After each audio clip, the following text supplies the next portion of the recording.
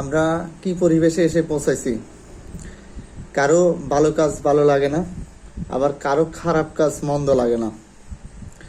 কেউ খারাপের বিরুদ্ধে কথা বললে তার কাছেও খারাপ লাগে।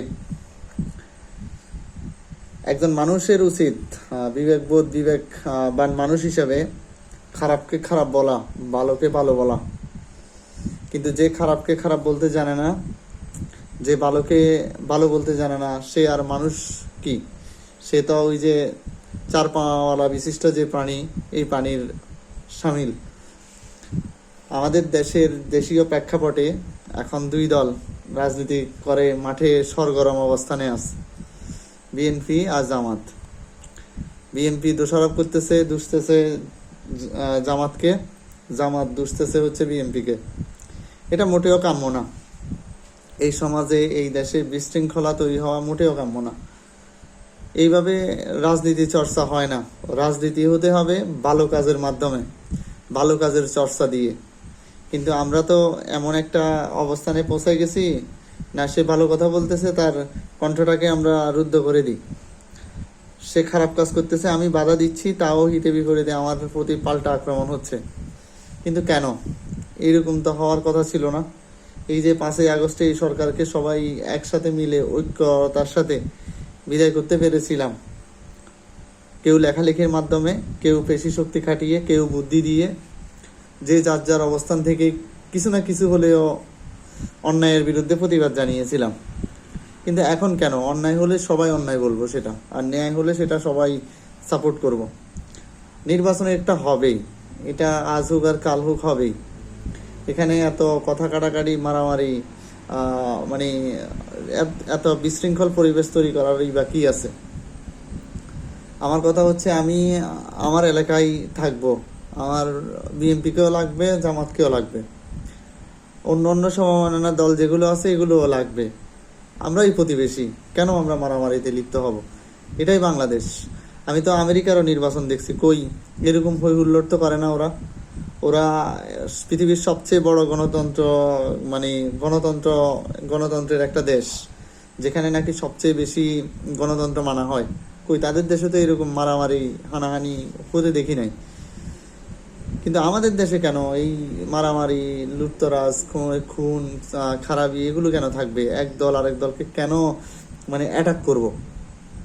এরকম বিগত সময়ে, আজ থেকে আমি ছোটবেলায় যখন ছিলাম, 6-7 বছর বয়সী ছিলাম, তখন তো এরকম দেখি নাই। আমি 2 দলের 3 দলের হচ্ছে মানুষদেরকে এই দিক দিয়ে একদল গেছে মিছিল করতে, ওই দিক দিয়ে একদল গেছে, ওই দিক দিয়ে একদল গেছে, 3 দল একসাথে এসে বাজারে বসে চা খাইতেও দেখছি।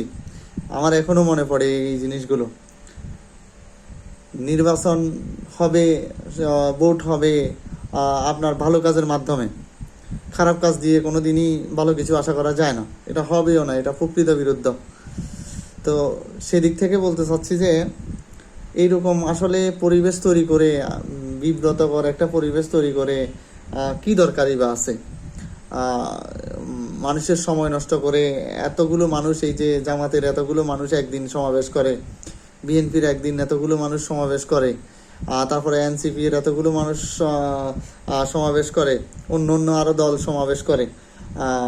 তো এই মানুষগুলো যদি এই 1 ঘন্টা সময় কোনো একটা কাজে, প্রোডাক্টিভ কাজে নিজেদেরকে ব্যয় করতো, আমার মনে হয় এই দেশটা সোনায় সোহাগায় পরিণত হতো।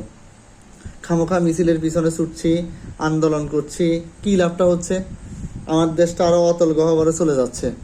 রাস্তা ব্লক দিচ্ছি, অর্থনীতির অবস্থা মন্দা দেখা দিচ্ছে, এরকম। কিন্তু কি হচ্ছেটা কি?